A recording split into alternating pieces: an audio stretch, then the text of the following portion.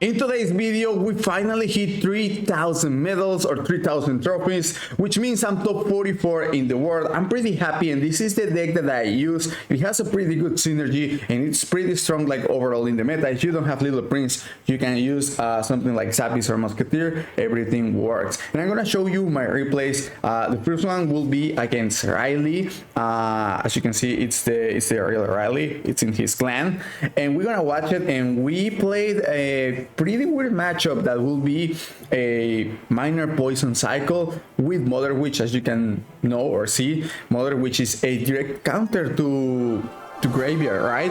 But there is a way to win these kind of matchups. Actually, I took 39 from Ryley. I took a lot of trophies. He was pretty high, not gonna lie. And as you can see, he started with minor. I wasn't sure like which deck he was using first, so well, of course I catch it with my Little Prince. And now that I identify like this, I'm like, okay, he either has Little Prince or Mother Witch. The strategy for me was like, okay, I'm gonna wait till double elixir, and the way you want to play against these kind of decks is like a mix of a giant and then getting value with your troops. Like either if he poisons in offense, then he won't have poison in defense, and since he has cannoneer, sorry, it's pretty hard for him to stop graveyards. And actually, if we get to graveyard and then snowball arrows the Mother Witch, that's a lot of elixir. But if we get to do that, then for sure we're gonna get a lot of damage if he doesn't have poison in cycle. That's why I need to bait his poison with all my other troops, building a big push like all the way in the back, as you will see here soon. I'm gonna speed up this, and as you can see here, he's throwing miners. I was ready to go with my graveyard here because he had Mother Witch, right? But I have 5 elixir right now, so I can just spell out the Mother Witch, and as you can see here, I snowballed, but then I arrows and I missed. I completely missed. I got pretty good damage, I'm not gonna lie, but here it was scary at this point because I was like, damn, there's a lot of piggies coming to my tower. Then he split the skellies, and I was like, oh damn, hopefully we take tower here. He doesn't take tower, sorry. And as you can see, I could defend. He had cannoneer, so I had way more HP than he had. So okay, I was like, I survived. All right, all good. What I need to do now, I make a mistake. I just need to clean up my mana. I just need to reset, like go all the way in the back and get good value with my bombers if I can. If not, I will keep cycling my troops.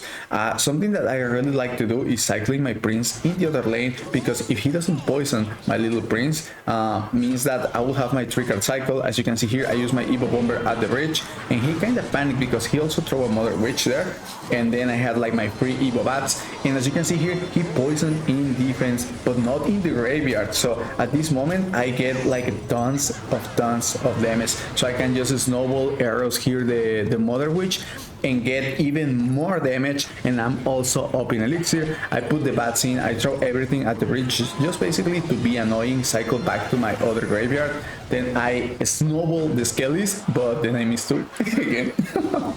But then I arrow everything. But then that was a lot of elixir, so I was like, Little Prince, please, go down, go down! And then I get the ability, so I just defended pretty much. It defend everything, like Little Prince ability is just broken. I use the bomber, try to get a lineup. At the end I use my bats to defend the miner. I knew he will Mother Witch, so I just wait a second, so he thinks that I'm not going to predict the protection.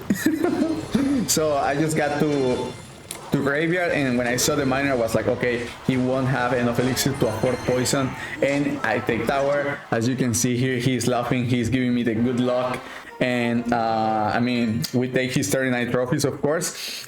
And then we were pretty close. I played that game against Ryley, and then I stopped playing. So then I decided to play another matchup here, and as you can see, we're gonna watch this one. Yeah, this one with graveyard. It's a pretty interesting matchup because I think he has a pretty good matchup if I have cannoneer. But to be honest, I think I'm just playing good the graveyards and the giants, of course. You have 3 main combos with this deck, and the first one is just like giant beatdown. You can play just like giant, bowler, bats, or Little Prince, or whatever. And then you have the other combos, you know, like Little Prince graveyard, bowler graveyard. All of them are pretty good. this is a counter pushing deck, so mainly we want to just defend and then just set up a attack or counter push, building pushes in the back. That will be your best play with this deck. This deck works for like every single arena. I think this deck is just great. So as you can see here, I think my Skelly's in the other side, so I can just pressure at the bridge. I knew he was pretty low in elixir, and as you can see here, he throws the tombstone, and I go pretty quick with my snowball to take out the tombstone, because I mean, if I'm already like going all in, I should just go like all in, you know.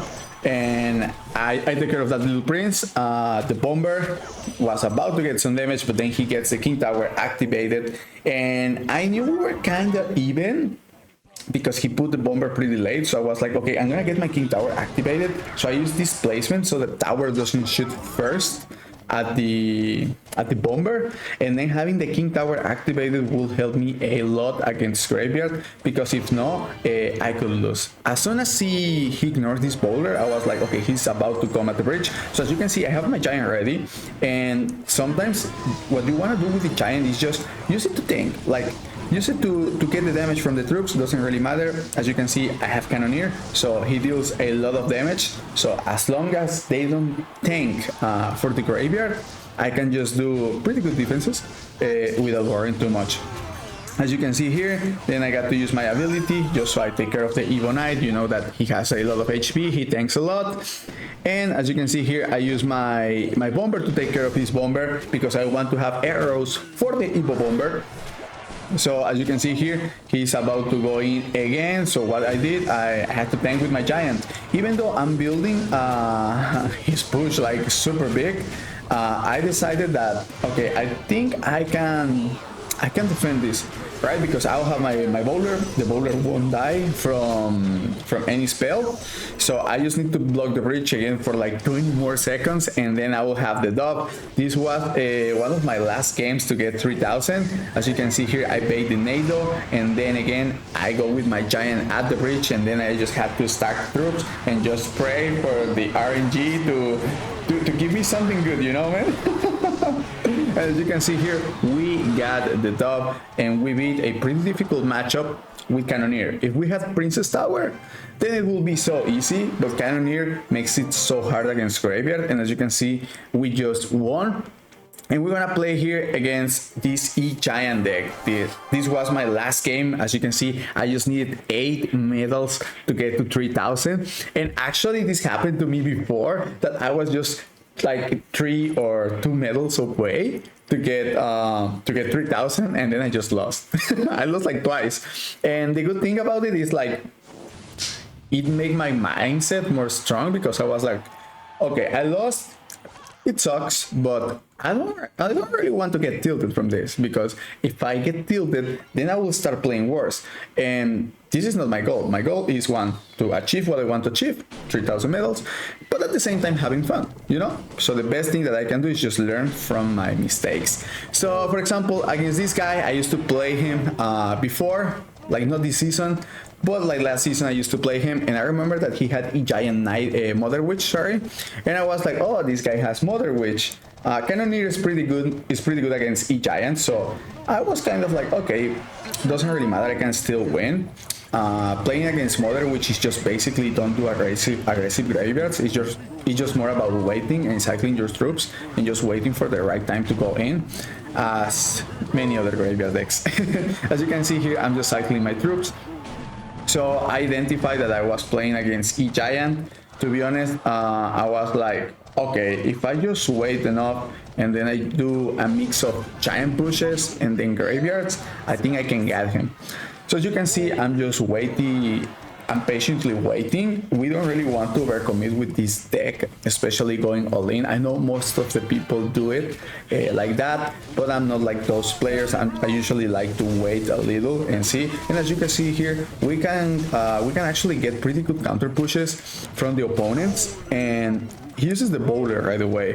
So I was like, okay, I'm pretty sure I'm up in elixir, and then he puts the knight. And I was like, okay, I'm gonna use my Evo Bats. He might not expect my Evo Bats. And then I go Giant Graveyard at the bridge. Why is that? Because he didn't have Little Prince at the moment that I used that. And my bats just trade like 8 elixir, right? So then I could just go at the bridge, and he doesn't have like any of these troops that don't die from spells. So it was like, okay, if he wastes those troops, then he won't have a big counter push, right?